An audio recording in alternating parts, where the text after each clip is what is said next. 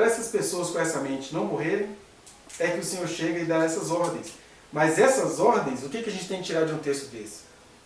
É a sublimidade de Deus, é a vontade dele de se manifestar às pessoas, é o compromisso dele de se achegar ao ser humano o tempo todo. Tem uma parte aqui que Moisés meio que tem que lembrar, não, o Senhor diz que ninguém pode chegar. Porque a vontade de Deus já era se derramar sobre todos.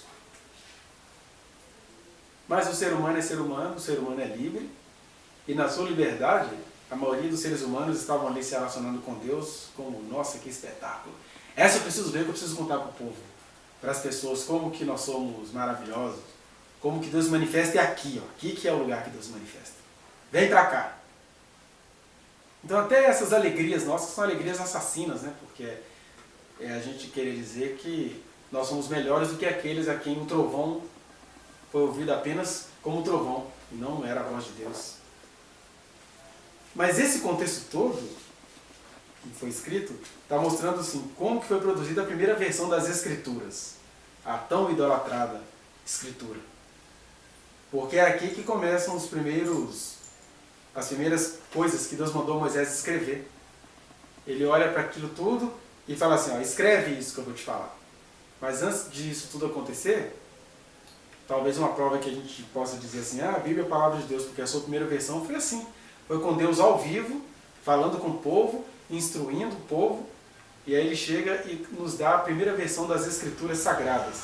Mas quando a gente fala assim, as Escrituras Sagradas, a gente já está idolatrizando a Escritura. Porque até essa primeira versão da Bíblia era para aquele povo ouvir, que eles mais ouviam do que liam.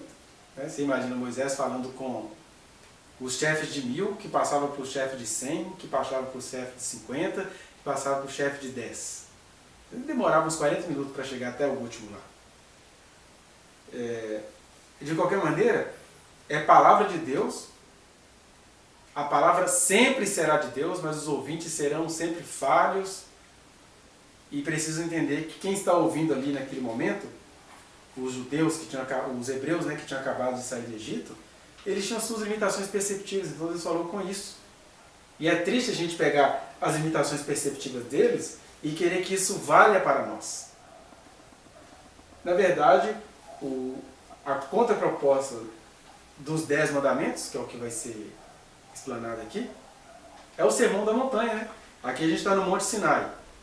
E Deus Deus se revelando em poder, em glória, através de Moisés, passando para o povo o que ele queria, e principalmente o que ele queria daquele povo, não necessariamente o que ele queria de todos os povos.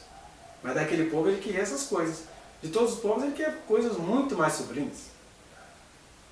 E aí depois vem Jesus, no monte, que a gente não sabe o nome do monte, a gente sabe que é o sermão da montanha, e começa a mostrar, olha, vocês avançaram nessas questões aqui, mas agora vamos um pouco mais.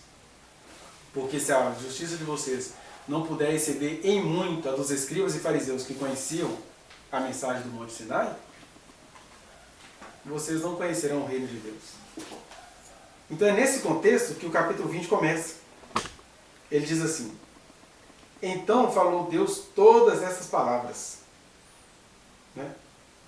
Porque Moisés desceu do monte, falou tudo o que Deus tinha falado para o povo, e aí foi Deus quem falou todas essas palavras. E aí que a gente tem esse problema, a gente acha assim, se Deus falou,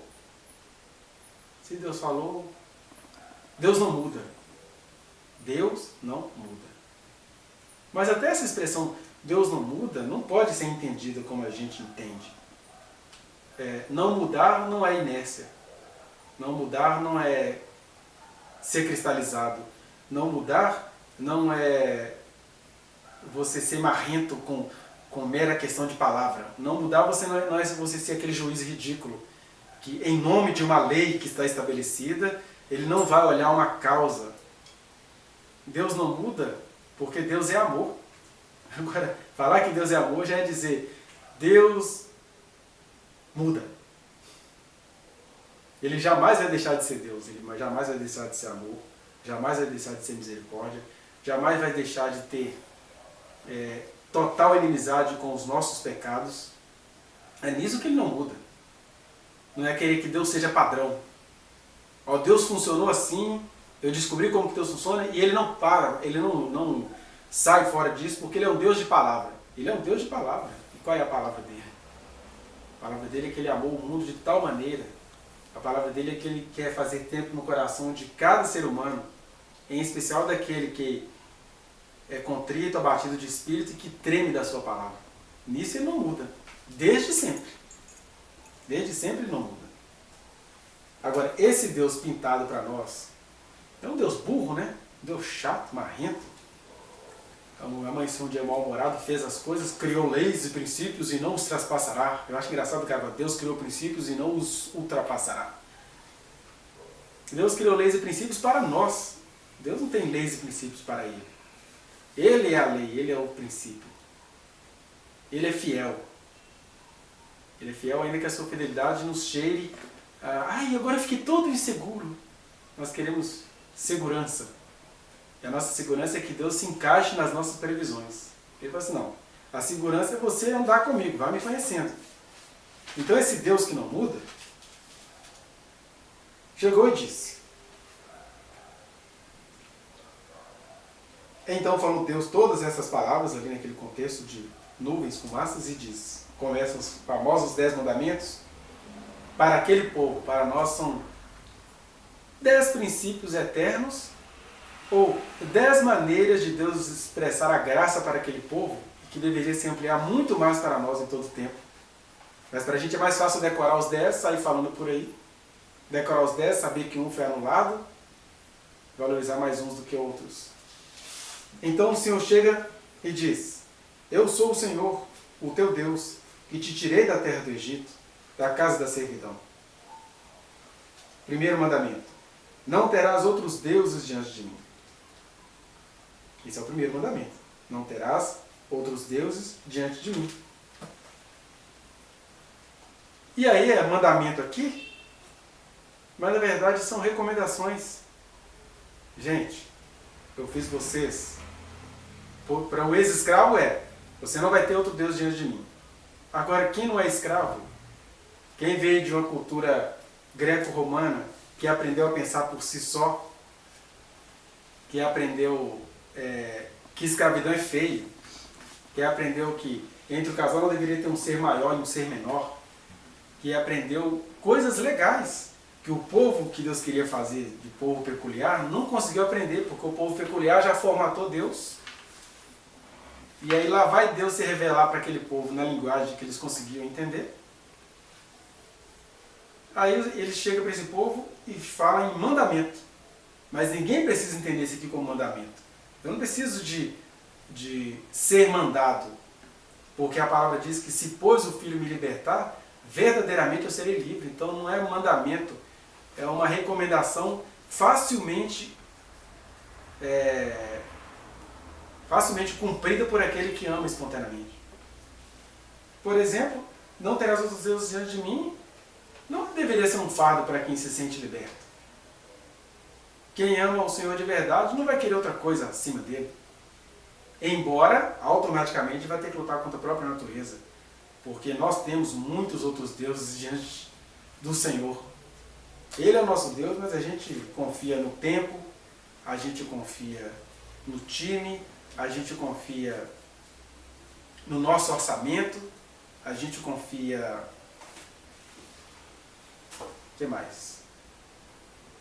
As mulheres confiam no homem e o homem confia no empresário. As mulheres confiam no homem e o homem confia em si mesmo. Então, muitas maldições que a gente absorveu facilmente entram nessa questão. Daí Deus tem que dizer para aqueles escravos, não terás outros deuses diante de mim. Porque é a coisa mais comum a você ter outros deuses diante dele. Isso dizendo para este povo peculiar. Porque a gente continua tendo outros deuses diante dele, mas o que a gente sai fazendo? Vamos para fora derrubar os terreiros de macumba, porque orixá não é Deus.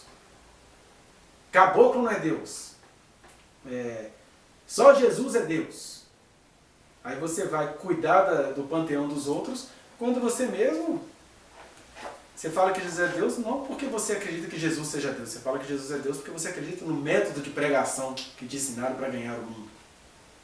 Né? Qual que é o seu método? Como você lê a Bíblia? Ainda tem isso, né? Os caras confiam na Bíblia.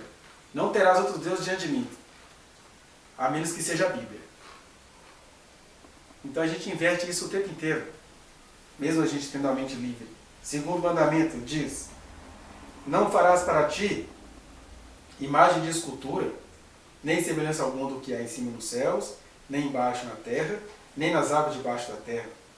Não as adorarás, nem lhes darás culto, porque eu sou o Senhor teu Deus, Deus zeloso, que visita a iniquidade dos pais nos filhos até a 3ª e 4ª geração daqueles que me aborrecem, e faço misericórdia até 1000 gerações daqueles que me amam e guardam os meus mandamentos. Aí vem o segundo mandamento, que pra gente é fácil. Você já acha logo um católico apostólico romano que tem as imagens do seu local de culto. Então você pensa que você não tem para si imagem de escultura. Mas nós temos muitas imagens de escultura. E aí a gente cria dois problemas. Ou a gente fica olhando o santo dos outros, por exemplo, houve um tempo que as pessoas ficavam com medo, né, de fazer uma réplica de uma árvore, de fazer um desenho bonito que tivesse alguma criação, porque está dizendo que não era para fazer isso. Não era para fazer essas coisas. Está dizendo que não era para adorar. Só que para aqueles escravos, o simples ato de fazer uma imagem de escultura já o deixava naquele tesão de adorar. Olha, nossa, aquela Maria bonita ali, ó, eu preciso falar com ela hoje à tarde. Só porque era semelhança feita nas culturas antigas para ser adorado. Mas o problema de Deus não é com a imagem de escultura. O problema de Deus é com o nosso vínculo com essa imagem. Tirando isso, vou falar até uma heresia aqui para vocês. Tem uma música do Milton Nascimento, que eu não sei se ela foi feita ou não para Maria, mas eu sei que a minha geração interpretou assim essa música. Que é aquela: Maria, Maria, o som, uma certa magia, uma força que nos alerta, uma mulher que merece viver e amar como outra qualquer do planeta. Que, na minha opinião, é uma das músicas mais lindas que eu conheço. Aí a cara que lê isso aqui como se Deus fosse um pandemônio, um Deus esquizofrênico, doente mental, que vai te matar porque você está cantando a música para Maria, para mim é uma das músicas mais lindas, porque essa Maria, ela para mim é igual a outra Maria, daquela... Teve uma novela das empreguetes, né, que eles fazem. Eles tinham umas musiquinhas lá para as empregadas, e tinha uma que era até muito popzinha, mas é falando Maria brasileira, de tudo sou capaz, Maria vai com as outras, tudo que você fizer eu faço mais. Então, a minha leitura dessa Maria é igual a essa aí. O Brasil é cheio de Marias. E ele está dizendo, mas é preciso ser mãe, é preciso ter raça, é preciso ter gana sempre. Né? E aí a cultura católica pegou essa música, se apropriou dela e estão cantando para a imagem de escultura. E eu estou cantando essa música como uma celebração à vida, porque tem que ser mãe, tem que ter graça, tem que ter força sempre. Quem traz no corpo essa marca possui a estranha mania de ter fé na vida. O cara canta essa música pensando que tem a marca da Maria, né? Que trem assim. Então é o seguinte, é a marca da luta. Então, a gente deveria entender esses mandamentos de não farás para ti imagem de escultura, no sentido de que a gente não deveria adorar essas imagens. Mas quando você vê imagem de escultura como uma mera produção humana, elas são bem-vindas. Tudo é muito bem-vindo, porque tem mais a ver com o seu olhar do que com a coisa em si. E se os teus olhos forem bons, todo o teu corpo será luminoso. Se os teus olhos forem bons, até uma música de idolatria em você, ela virou uma outra coisa e Deus recebeu o seu louvor. Porque entre nós a gente também fica com esses receios de cantar alguma coisa que a cultura pegou para um determinado ídolo. Aí você faz outras idolatrias o tempo inteiro.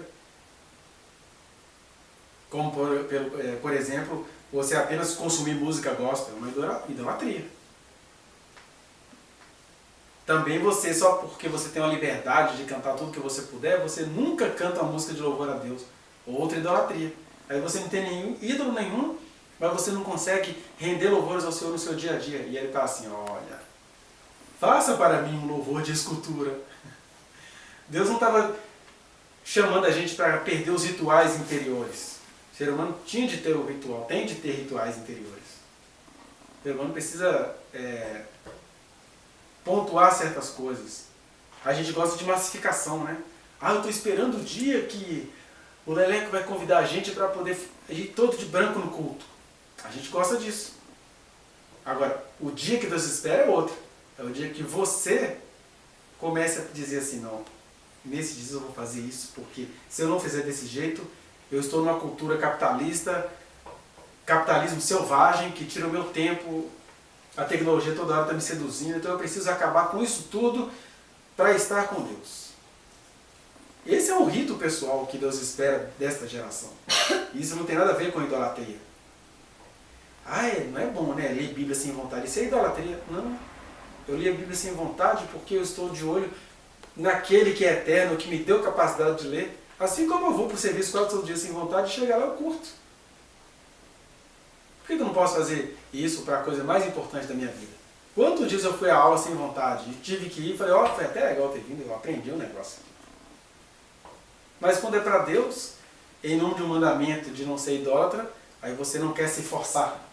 Então esse é o segundo mandamento, a gente poderia viajar muito nele aqui, em muitas outras questões, em muitas outras facetas.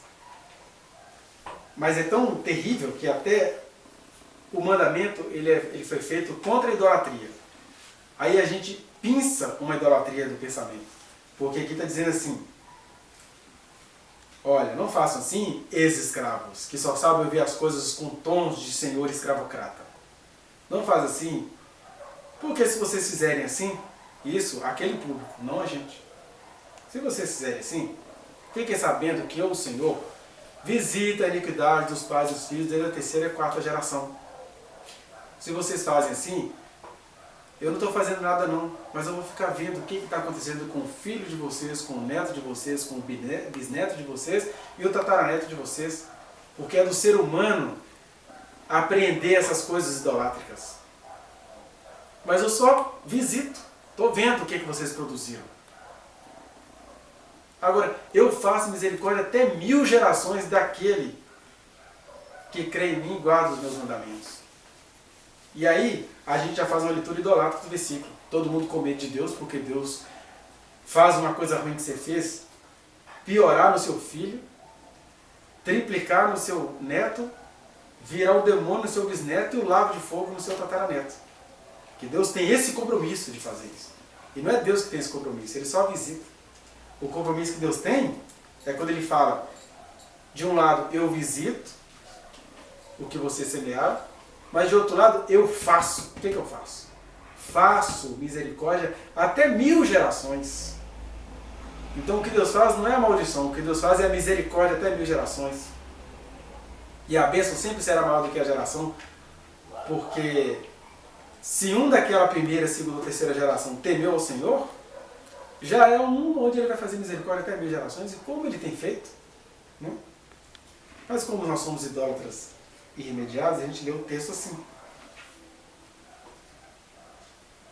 Aí vem o terceiro mandamento.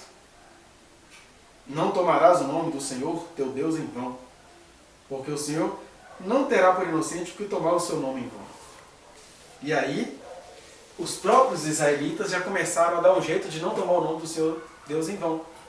Quando Jesus nasceu, tinha uma tradição milenar, a gente vê isso muito no Evangelho de Mateus, né? Eles não falavam o reino de Deus está próximo, falavam o reino dos céus está próximo. Porque para não tomar o nome do Senhor Deus em vão, olha só, o mandamento de Deus é carinhoso, gente. Não brinca com o nome de Deus. Isso para aqueles ex-escravos aprenderem que há um Deus. Porque a gente se esquece que eles eram escravos do panteão egípcio. De Íris, Osíris, Danúbio, o Horus. Tudo aquilo ali, de alguma maneira, passou a habitar no coração daqueles hebreus. Aí os judeus, ao invés de entenderem que era isso, já depois do exílio, revendo as escrituras, eles criaram um jeito de não tomar o nome do Senhor em vão. Começaram a falar o reino dos céus. Os céus está de olho em nós. Porque aí não falava Deus, falava céus, falava a criação dele, que era os céus. E aí, para não tomar o nome do Senhor em vão, eles recorriam à idolatria. Eu não falo com Deus, eu falo com os céus. Sei lá, né? E aí tem umas práticas que os teólogos elogiam e eu acho uma tragédia, né? Que um escriba, ele tomava um banho, trocava de roupa para escrever Yahvé. Esses escribas pós-exílicos dos dias de Jesus. E aí depois que ele escrevia Yahvé, estava lá escrevendo a Bíblia, né? Reproduzindo o livro sagrado. Aí a hora que escreviam Yahvé, que é Senhor, Deus, eles paravam, tomavam banho, trocavam de roupa, purificado, aí voltavam para continuar escrevendo as escrituras. Toda vez que eles tinham que escrever o nome de Deus, eles paravam, tomavam banho, trocavam de roupa, acabou de escrever, paravam, tomavam banho, trocavam de roupa e continuava o texto. Então, era um ritual obsessivo. Tudo isso para não tomar o nome do Senhor Deus em vão. E ao mesmo tempo cometendo a idolatria da letra, porque acabava que eles usavam o nome do Senhor em vão, né? Onde é que a palavra Yahvé estava pedindo que o cara tomasse banho toda hora para escrevê-la? Né? Então a gente, para cumprir um mandamento, acaba descobrindo outros. E aí, em vez de terceiro mandamento de não tomar o nome do Senhor Deus em vão, e a gente faz isso muitas vezes. Quando a gente faz louvor, por exemplo, só para vender, quando a gente pratica um pequeno forró, quando a gente está falando de Deus, mas o que você quer é que o culto seja um sucesso. Então, muitas outras formas que a gente tem de usar o nome do Senhor Deus em vão. E Deus mandou a gente não usar o seu nome em vão, não é porque ele tem obsessão pelo nome dele, é porque ele tem cuidado por nós. Faz bem a gente entender quem é o nosso Deus e o que é criatura. Mas quando você começa a idolatrar as circunstâncias, você coloca aquilo nas circunstâncias, né? Você coloca aquilo como Deus, atribui isso tudo a Deus. Então, tornar o nome do Senhor em vão para esses escravos era uma coisa grave por causa disso. E para a gente continua sendo. Por exemplo, você vai vendo lá no estilo dos profetas, né, que o povo cultuava, louvava Deus de todo o coração, aí Deus levantou, né, Isaías, Oséias, para falar, olha, isso tudo aí que vocês estão fazendo não me agrada, é tudo vão. Por quê? Vocês estão louvando o meu nome, estão usando o meu nome, mas o coração de vocês está longe de mim. Essa é a maneira mais prática, mais diária, mais cotidiana e mais sutil que nós temos de usar o nome do Senhor em vão. É você ficar mantendo uma estética, né? Assim, eu vou orar porque eu tenho que orar. Eu nem gosto de nada disso, mas é daqui que vem a minha renda, né? Para eu sair dessa casa, eu preciso começar com esse culto. Quer dizer, você não falou o nome de Deus, mas você está tomando o nome dele em vão. Porque Deus não te chamou para você fazer do nome dele um trampolim para você se dar bem na vida. Né? A maior igreja do Brasil que vocês conhecem, a igreja midiática, famosa, ela foi construída em cima de se tomar o nome do Senhor Deus em vão. O slogan dela é Jesus Cristo é o Senhor. Aí quanto mais o nome de Deus é falado em vão, mais a igreja prospera. Isso eu falo sem medo de errar, sem medo de qualquer juízo vir sobre mim. Tomando o nome do Senhor em vão, que muita coisa vai prosperando aí na humanidade. Isso é que significaria não tomar o nome do Senhor Deus em vão. Não é aquela história daquela pessoa desesperada, fala, Jesus, Jesus, Jesus, tem misericórdia de Jesus, por favor. A pessoa está repetindo de desespero, mas ela não está tomando o nome do Senhor Deus em vão. Ou aquela história, lava essa boca, menina, antes de falar o nome de Deus. Não é isso. Aí nós temos o quarto mandamento, que para a gente é facinho de entender, porque está lá no versículo 8. Lembra-te do dia de sábado para o santificar. 6 dias trabalharás e farás toda a tua obra, mas o 7º dia é o sábado do Senhor teu Deus. Não farás nenhum trabalho, nem tu, nem o teu filho, nem a tua filha, nem o teu servo, nem a tua serva, nem o teu animal, nem o forasteiro das... E aí a gente pega esse quarto mandamento e vamos agora falar contra os adventistas do 7º dia. Porque os adventistas do 7º dia descobriram que a gente não guarda todos os mandamentos, tem que guardar o sábado. O que a gente não consegue perceber é que guardar o sábado era necessário para esses ex-escravos do Egito que não sabiam descansar. Mesmo vindo nessa linguagem. Olha, Deus fez tudo e descansou no sétimo dia. Só que quem lê as escrituras inteiras vai descobrir que ele não dormita, nem cochila o guarda de Israel. Primeiro porque Deus nem se cansa. Mas até Deus, que é Deus, sabe dizer assim, basta. Agora, um grupo de ex-escravos que viveu 430 anos, quer dizer, no contexto deles, eles viveram a vida inteira trabalhando até morrer, né? Porque 430 anos, muita gente viveu 70, 80 anos quando conseguiu viver, então viveu 70, 80 anos debaixo de escravidão sem conhecer a liberdade. Aí para esse público Deus fala, vocês vão ter que separar um dia para aprenderem a descansar. E como é que vai ser esse descanso? O descanso é, eu paro com os meus trabalhos, mas eu vou me relacionar com Deus. Aí chega Jesus e fala, olha, esse aí vai ter que ser cancelado, porque o sábado foi feito por causa do homem, e não o homem por causa do sábado. Não um ritual de guardar o sábado. É um compromisso de respeito com a sua natureza, com seus limites. Primeira coisa é isso. Segundo, é um compromisso de simplicidade. Eu não tenho que me vender, nem me escravizar, nem acabar comigo por causa do lucro. Aí é bom você fazer isso, sabe? Você fala assim, não, eu estou precisando, mas eu preciso abrir mão disso aqui. Eu podia ganhar muita grana hoje, mas não vou ganhar. Eu preciso de atender uma necessidade mais interessante.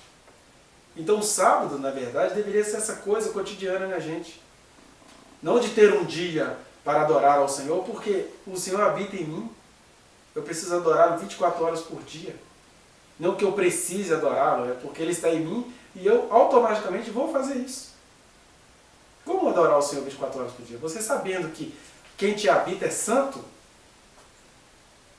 E aí quando você vai sendo ser humano, quando o pecado vai te encarando o tempo inteiro, por causa daquele que é santo e que te habita, você vai em parceria com Ele, em comunhão com Ele, aprendendo a jogar isso fora. Era isso que o Evangelho deveria provocar em nós. Não é, eu vou ter que numa sexta-feira me consagrar para parar com isso.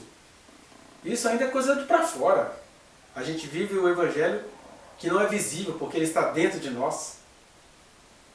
E aí não existe mais o dia de sábado para você santificar. Existe, todos os dias são santos, porque você é sacerdote, de um sacerdote segundo a ordem de Melquisedeque, que não tem tempo, nem lugar, nem hora, mas está dentro de você o tempo inteiro.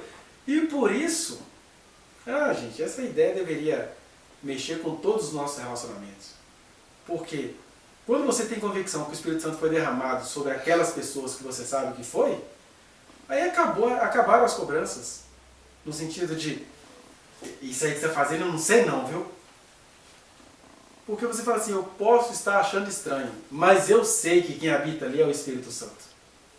Agora, quando você acha que Deus é safado, que Deus protege a pilantragem, aí você já tem um problema com Deus, você não vai confiar em nada. Eu fico muito triste quando eu vejo casais convertidos se engalfinhando, se desentendendo, porque se os dois são convertidos, os dois deveriam ter a convicção de que quem habita no coração do outro é Deus. Quem habita no coração do outro é o Espírito Santo. E até se Deus deixar o outro cometer um erro, o mesmo Deus que deixa uma coisa dessa acontecer é o mesmo Deus que vai cobrar dele como quem foi santificado. Então por que eu quero administrar a obra do Espírito Santo na vida do meu parceiro? Na vida da pessoa com quem eu convivo?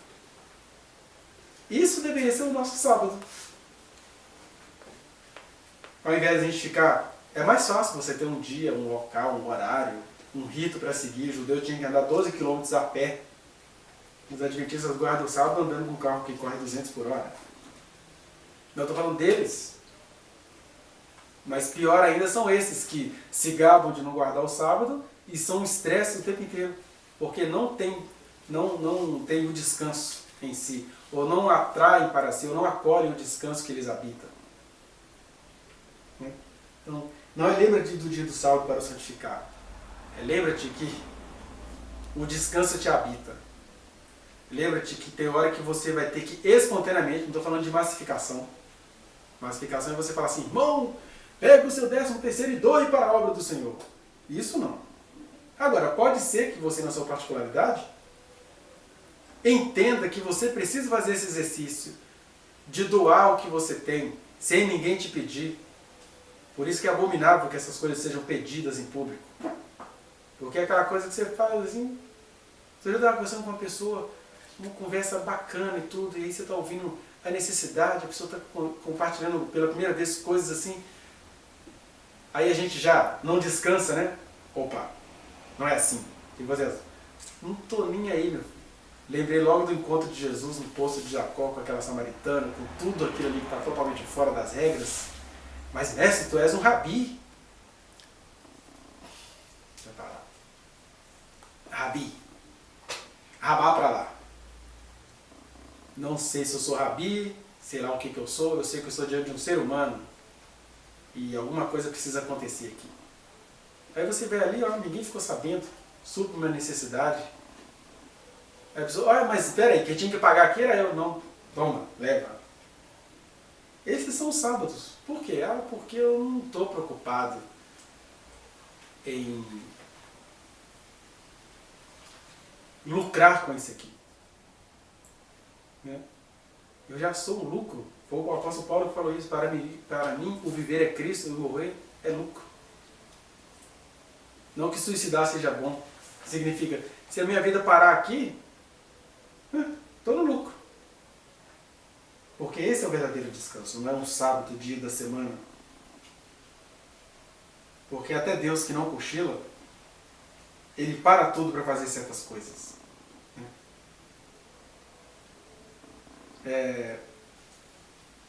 Embora os eletristas não consigam entender isso, né? Ah, mas aqui está dizendo que em 6 dias o Senhor fez os céus e a terra e o mar e tudo que neles há, e no 7º descansou. Isso aqui é a verdade eterna sendo desenhada para aquela geração. Igual eu falei para vocês. Só Deus pode descansar no 7º dia sem ter descansado. Né? E na verdade, Deus descansou no 7º dia para um povo entender uma mensagem. Para um povo entender uma mensagem. Tanto é que isso aqui é um estatuto perpétuo entre eles e aquele povo. Mas era um perpétuo até Jesus chegar. Aí Jesus veio e mostrou que a coisa não era daquele jeito. Eles mataram Jesus, continuaram guardando o sábado. Shabat, dia sagrado. Né? Mas é interessante que Deus não exigiu isso dos outros povos. Dos outros povos. Nós somos esses outros povos também. Nós estamos recebendo o seu descanso eterno. Que é a paz de Cristo sendo o hábito dos nossos corações. Muita coisa poderia ser falada sobre tudo, mas eu quero dar uma pincelada nos outros 5. Chegamos no 5º. Honra o teu pai e tua mãe, para que se prolongue os teus dias na terra, que o Senhor teu Deus te dá. E a primeira coisa que eu quero dizer para vocês, que as Escrituras mostram, é que a gente fala assim, honra teu pai e tua mãe, que é o primeiro mandamento com promessa, disse o apóstolo Paulo. Primeiro mandamento com promessa. E por que eu tenho que honrar o pai e a mãe? Porque para aqueles escravos, eu acho triste como que os nossos pregadores de mídia têm mentalidade de escravo. Dá seu jeito de honrar seu pai e sua mãe, porque isso faz você viver longos dias na terra. Aí a primeira coisa que eu queria dizer é isso, que não é só honrar pai e mãe que garante longos dias na terra. Se é para a gente ficar com essas promessinhas. Né? Olha a promessinha. Até porque quando você vai olhar certas histórias, que é um cara que honrou o pai e a mãe mais do que João Batista, viveu pouco, morreu com uns 30, talvez. Que é um cara que honrou mais pai e mãe do que o Cristo Jesus, homem, morreu com 33, como malfeitor. Os profetas todos honraram o pai e a mãe, por isso eles eram profetas, compromissados com Deus. Quando não morriam cedo, morriam de maneira catastrófica. Porque é a cultura macabra, a cultura injusta. Então, o honra o teu pai e tua mãe, como primeiro mandamento com promessa, para aqueles escravos, porque na verdade seria ame a vida. Quem ama a vida honra pai e mãe. Quem ama a vida honra as pessoas no momento em que elas estão. Agora é importante a gente honrar pai e mãe, não é porque é pai e mãe. É porque são, no mínimo de consideração, são as pessoas que cuidaram da gente. Né? Agora, esse mandamento ele é altamente cultural, quando você vai ampliando as questões da história da humanidade, que há muitos pais e mães que, pelo amor de Deus, uma das pessoas que eu atendo, por exemplo, foi muito exortada, muito criticada pela igreja, uma pessoa hoje, sei lá, com mais de 40 anos, com marcas horríveis, porque desde que ela se entende como gente, a mãe vinha massacrando, falando altas maldições, mas a mãe era uma figura de respeito na igreja, uma coluna do santuário na igreja. Então as pessoas iam para casa dela exortar, você tem que honrar a sua mãe, porque ela, para sobreviver àquilo que ela não entendia, ela tinha que enfrentar a mãe dela. Aí eu falando com a pessoa, olha, essa foi a honra que você deu à sua mãe. Dizer para ela, você não vai ser deusa nem demônio para poder acabar com a minha personalidade, em nome da sua autoridade materna. Foi isso que fez a pessoa sobreviver. Aí a pessoa agora está com uma questão, que ela enfrentou isso tudo, e agora ela tem pavor de sair de casa, porque ela acha que vai ser uma maldição ela sair de casa. Dizer, não, vai ser bênção você sair de casa, agora é só com você. Então o que eu estou dizendo aqui? Que até este mandamento de honrar pai e mãe, ele é condicionado historicamente, porque nós sabemos quantas maldades as mães fazem com seus filhos.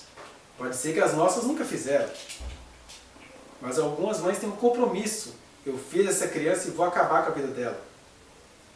Mães que vendem suas filhas, como é que você vai honrar uma mãe dessa? Dá para honrar, ficando bem longe, caçando uma família para te adotar. Né? Felizes são as crianças que se rebelam nesse sentido. É a única honra que você pode dar para um pai e para uma mãe dessa. Porque a gente lê um texto desse e já acha assim, venda-se para o seu pai e sua mãe, que assim você terá longos dias sobre a terra. E na verdade não é isso. Honrar pai e mãe não é se deixar sequestrar pelo pai ou pela mãe. Honrar pai e mãe é amar a Deus sobre todas as coisas. Lembra do primeiro mandamento? Quando você vai amando a Deus sobre todas as coisas, aí Deus vai te dar o discernimento do que fazer com seu pai e com a sua mãe. Já pensou? A gente está numa cultura onde as molestações que sempre aconteceram estão aparecendo, as mulheres estão vomitando o que elas passam em casa. E aí, vou honrar pai e mãe, né? Deixa esse tanto de pai safado pegar as filhas. E elas têm de honrá-lo para que elas vivam longos dias sobre a terra. Eu estava dizendo que viver longos dias sobre a terra não está condicionado apenas a honrar pai e mãe. Deuteronômio 24:16 diz, por exemplo, que quando você tem uma balança honesta, tenha balança honesta para que você viva longos dias sobre a terra. E na verdade é uma promessa para este povo, porque ele está dizendo assim, para que vivas longos dias sobre a terra, que o Senhor teu Deus te dá. Está se referindo à terra de Canaã. Né? Uma dica para vocês, honra o seu pai e sua mãe. E honrar o pai e a mãe vai ser destrinchado lá na frente. Honrar pai e mãe, ó, cuidado com os romances com pai e com mãe. Não vai ver a nudez da sua filha, no sentido assim, não vai se relacionar sexualmente com sua filha. Essas questões, porque todas as culturas ao redor, pai e mãe colocavam o filho no mundo, entregavam para a tribo, tinha aquele bacanal em grupo, aquela loucura toda. Aí faz igual aquela mãe que saiu outro dia no jornal, que se apaixonou pela filha, sei lá, quando ela tinha uns 3 anos de idade, aí com 18 as duas assumiram o romance. Né? Aí Deus está assim, cuidado, tem que ter distância. Honrar pai e mãe até entender isso, olha, você é meu pai e minha mãe, tem questões que não vai rolar. Não vai dar pra gente compartilhar. Né? E por aí, e muitas outras coisas poderiam ser faladas. Aí aquele outro mandamento, que é o 6º, não matarás.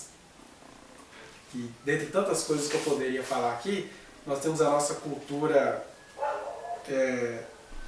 contraditória, onde na humanidade você tem pena de morte por um cara que não compareceu no dia que ele foi chamado no concurso público, e você tem uma cultura de estupradores que jamais serão mortos. Aí quando alguém chega e fala assim, a gente precisa estabelecer pena de morte para certos crimes, aí uma outra turma, que eu admiro, já fica tudo preocupado. Ah, é da direita! Agora quer estabelecer pena de morte. Não, eu não mato. Mas o próprio mandamento não matarás tem a ver com o não matar injustamente. Basta você passar umas 2 páginas que você vai ver Moisés tendo que matar ali. Porque ele estava lá no meio de 2 milhões de pessoas, com o pessoal fazendo um bacanal, e aquilo ali ia virar cultura, então para acabar com aquele tipo de cultura que estava nascendo ali, ele ordena a todo mundo que levante a arma contra o seu irmão e os mate. Porque ele estava tendo em vista coisas maiores, superiores para a preservação daquele povo. Que não tinha escola, nem jurisprudência, nem um monte de coisa. Naquele contexto não tinha. Eu precisava matar para salvar aquelas almas. E isso é totalmente diferente do que o Adolf Hitler queria implantar. Né? Mate a todos, Deus cuida dos seus. Não é isso. É que há situações que exigem, já falei isso para vocês e repito. Nós vivemos numa cultura moralista que tem medo, por exemplo, de cessar a vida de um Fernandinho Beiramar. Aí enquanto eu me gabo, porque no meu país é uma pena de morte, Fernandinho Beiramar está lá atrás das prisões comandando tudo, por esse meu orgulho de não matar, cerca de 70 famílias por dia no Rio são exterminadas porque o Brasil não quer tirar a vida do Fernandinho Beiramar. Então, eu que me orgulho de ter o Beiramar vivo, também sou culpado das 70 famílias que morrem no Rio todos os dias, em nome do tráfico do Fernandinho Beiramar e de muitos outros. Né? Claro que a gente tem aquelas lógicas, né? Mas é porque se for estabelecido pena de morte, muita gente inocente vai morrer. E gente inocente vai morrer de qualquer jeito, como está morrendo por causa desse seu medo, desse seu argumento. Né? Então o não matarás aqui, subentendido é, não matarás injustamente, porque perverso tinha de ser morto. O Estado tem de intervir em cima disso. Né? Ainda que fique aqui parecendo um discurso de ódio, eu não sei se é ódio você entender que você precisa tirar a vida de um perverso em nome de uma nação, ou você deixar o perverso pervertendo todo mundo, criando ódios, pavores, raivas, como a gente escuta, e criando uma cultura de raiva que não cessa nunca. Né? Então se a gente olhasse para o mandamento depois de olharmos para Deus, muitas coisas que a gente acha que são macabras não seriam mais. Porque Ele é Senhor, Ele é amor. E às vezes você precisa fazer um ato que é feio à vista, mas é a salvação daquela pessoa. Só para a gente pensar mesmo. Não adulterarás nem se diz, né? É o mandamento que todo mundo fiscaliza e ninguém cumpre. Porque Jesus disse, se uma pessoa olhar para outra com intenção impura, no coração já adulterou com ela. Jesus disse, todo mundo é adúltero. Todo mundo é adúltero. O que significa todo mundo ser adúltero? Todo mundo é insatisfeito. Todo mundo não gosta do que tem. Todo mundo acha que o que está fora é mais interessante. E a cultura do adultério vai aumentando. Eu não quero casar, quero ficar na balada, é mais gostoso, é mais interessante, é aquele medo de perder. Porque todo mundo não quer conviver com o hálito do outro, com o defeito do outro, com a chatice do outro. Todo mundo é adúltero. Esse é o lado da questão. Por outro lado, há situações em que elas precisam acabar. Alguns casamentos precisam acabar. O casamento precisa acabar para que as almas deixem de ser adúlteras. Né? E aí qual é o grande adultério que muita gente faz? Eu mantenho meu casamento, tenho ódio dessa pessoa, vou ficar casado com ela há 75 anos, mas nós vamos fazer a boda de diamante. Essa vai ser minha honra. E isso é um grande adultério, esse casamento de 75 anos cheio de ódio. Falando aqui de maneira bem resumida. Né? É o 7º mandamento. O 8º mandamento, não furtarás. Aí ninguém fala muita coisa. Porque nós estamos o tempo inteiro furtando a vida do outro, as ideias do outro, o caráter do outro, secando uns aos outros o tempo inteiro. E aí a gente fica assim, mas eu nunca roubei uma tampa de caneta. Mas você se furta. Quando você vê que uma situação está dando certo ali para você, você vai e provoca uma situação para aquilo tudo ficar bagunçado. Porque é legal, né? Eu acho que eu vi isso esses dias lá no Papo de Graça, o tal do blusão. Blusão, não sei se vocês já viram aquele cara que estava criticando os ateus. Pra que isso? Pra quê? Pra quê? Um cara todo sem dente, o Caio Fábio colocou muito esse vídeo dele lá e acabaram que eles se conheceram, o Caio Fábio levou ele lá no Papo de Graça, aí adquiriu praticamente uma arcada dentária nova, e aí o Caio Fábio estava dizendo que estava de olho nele, porque depois que ele ganhou aquilo tudo, na hora que ele foi embora, ele criou um caso com a agência de viagens. Porque ele precisa de uma história macabra para contar, ele precisa de uma história chata para contar, ele precisa mostrar o tempo inteiro que ele é vítima de alguma coisa. Quer dizer, ele se furta.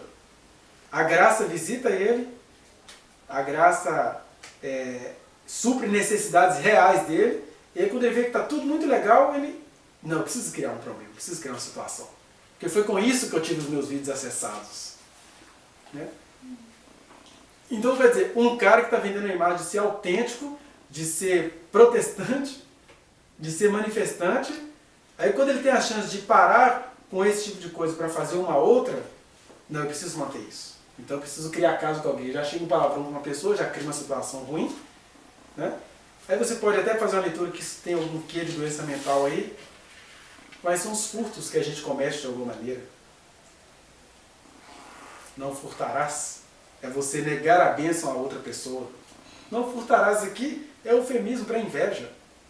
Né? Eu estou tirando porque eu acho que a pessoa não é digna de ter. Esse é o 8º mandamento. E o 9º mandamento, que deveria ser um 9º princípio, é: não darás falso testemunho contra o teu próximo. E o falso testemunho contra o teu próximo que a gente dá de maneira mais trágica é quando a gente se deixa levar por fofocas e ao mesmo tempo a gente torce para que aquilo ali seja uma coisa errada, porque eu preciso que aquilo ali esteja errado para eu ficar bem. Então, não darás ou não dirás falso testemunho contra o teu próximo. É quando você prefere mesmo nem entender certas coisas, que é para você dar um testemunho mesmo e achar que ele não foi falso. E não dar falso testemunho contra o teu próximo é você ver, por exemplo, que o outro está todo errado, mas não é porque ele é errado, é porque ele estava fazendo uma coisa que acabou sujando ele. É o mecânico. Né? O mecânico, ele se suja todo porque carro é uma lambuzagem só. E aí você olha, peguei você no flagra, a sujeira, não toma banho. E tem um outro lado, né? Da nossa cultura, que é aquilo que as pessoas mais amam, mais admiram, mais querem, mais desejam, que é um corpo feminino. Aí a pessoa, por estar numa cultura suja, ela se suja. Mas não é porque ela é suja, porque a cultura é suja. O corpo feminino, par de seios, par de pernas saindo, andando por aí, alguém vai olhar, vai chamar de delícia, de gostosa, vai estuprar, vai matar, mas olha a roupa com que você estava andando. Isso aqui é um baita de um falso testemunho. Né? Eu estou acompanhando umas situações ultimamente que é trágica, assim. Você vê 100% dos casos, a mãe dizendo para a filha que o short, aí quando você vai olhar o short, outro dia eu estava conversando com uma. O short é até feio. Tem nada de erótico no short, mas é porque o short, se é short, acabou. Se mostrou o pelo da perna, acabou. Então, se tem um falso testemunho dado de maneira terrível nos nossos dias, é esse. Não seja mulher, porque se você for mulher, você está me autorizando a dar um falso testemunho. Porque esse seu sorriso aí, olha como é que você se bocejou também. Está pedindo. Uma das pessoas de que eu mais me compadeci no ano foi quando a gente estava andando no corredor, voltando do recreio. O menino olhou assim, estava conversando comigo, ele olhou: ô menino, você tem uma cara de vadia, velho, você tem uma cara de que quer dar toda hora. Eu olhei pro menino, olhei pra pessoa toda constrangida. Aí quanto mais constrangida ela ficava, mais ele falava: ah, que cara de vadia. Eu disse: cara, peraí, como é que você faz isso com a menina? Aí a gente começou a conversar e tudo, né? Aí você foi entrando na história da pessoa e vendo que não existe nada de vadia. Mas até o ato da pessoa confessar, tá fazendo charminho, tá chamando a atenção, quer tomar o que é meu. Esses são só os testemunhos que a gente fabrica, porque eles não são convenientes. Né? Então, o não dirá falso testemunho é mais do que essa questão de ir lá no Tribunal de Justiça falar mal, dar um depoimento mentiroso acerca de alguém. São essas coisas que a gente prefere fazer no dia a dia porque elas nos deixam bem. E aí é muito doido, porque você mexe em certas situações onde você vai se lambuzar, mas aquilo precisa de você. Aquilo precisa de você. E quanto a quem não entende, não dê falso testemunho. Aí o último mandamento, para a felicidade de vocês, para a gente terminar, que é um mandamento que ele foi dito com altas condicionantes culturais, né? Que é o 10º. Não cobiçarás. O 10º é só isso, não cobiçarás. Não deseje o que não é seu. Não deseje a riqueza do outro, não deseje a pobreza do outro, não deseje a honra do outro, nem a vergonha do outro, nem o favor do outro, nem a miséria do outro. Não deseje nada do outro. O que é do outro, é do outro. Agora, não desejar não significa não admirar, né? O problema é que para algumas coisas a gente não consegue ficar mesmo só na admiração. A gente quer pra gente. Você olha o carro, acha ele bonito, fica legal, tem um pensamento simples nele. Aí você vê uma pessoa, eu vou colocar aqui pessoa, porque as pessoas cobiçam umas às outras, né? E fala, eu quero pra mim. Então, não cobiçarás é um mandamento. Agora, olha a condicionante cultural. Não cobiçarás a casa do teu próximo. Ponto. Aí vai lembrar o que é a casa do teu próximo. Não cobiçarás a mulher do teu próximo, nem o servo, nem a sua serva, nem o seu boi, nem o seu jumento, nem coisa alguma que pertença ao teu próximo.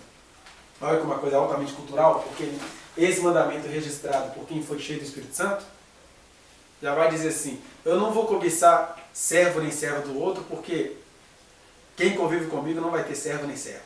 É pecado. Pecado. Você achar que alguém tem de ser servo do outro, de vender a sua vida ao outro. Servidão só se for espontâneo e com uma justificativa muito sublime. Que aí nesse sentido as Escrituras falam que a gente tem de ser servos uns dos outros, porque aí não é eu que tenho servo. Eu tenho servos e sou servo também dessa pessoa. Agora, tirando isso, quando a coisa é hierarquia, o Senhor abomina. Então eu não vou cobiçar servo nenhum, porque eu não vou deixar ninguém ter servo.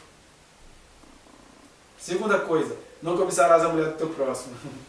Não cobiçarás nada do que é do teu próximo, nem o marido da tua próxima.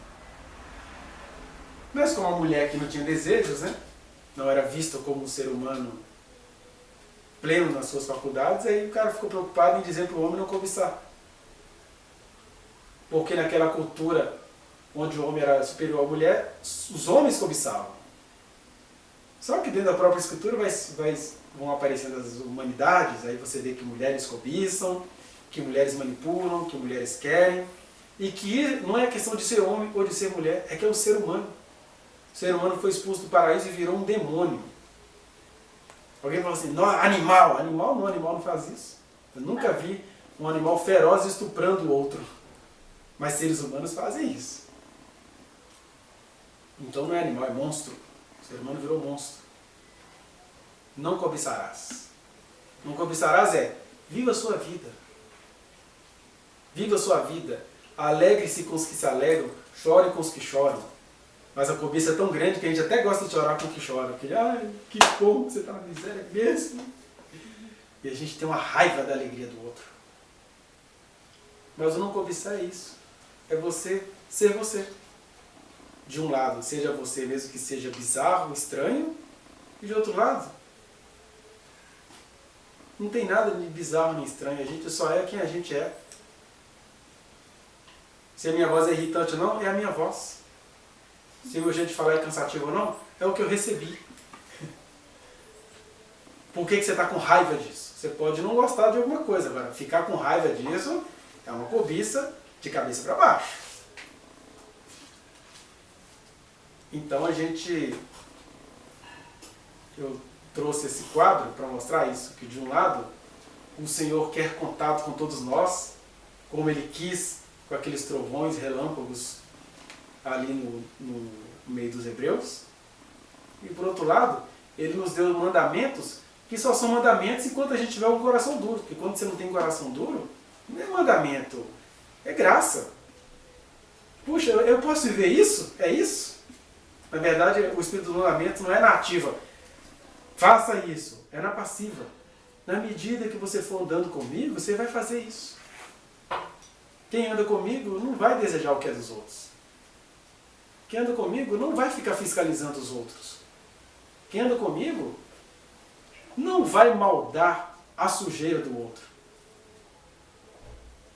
Quem anda comigo vai entender que em certas horas a justiça tem que ser feita, ainda que de maneira trágica, mas era o que foi necessário no mundo caído. Aí não é mandamento, é vida.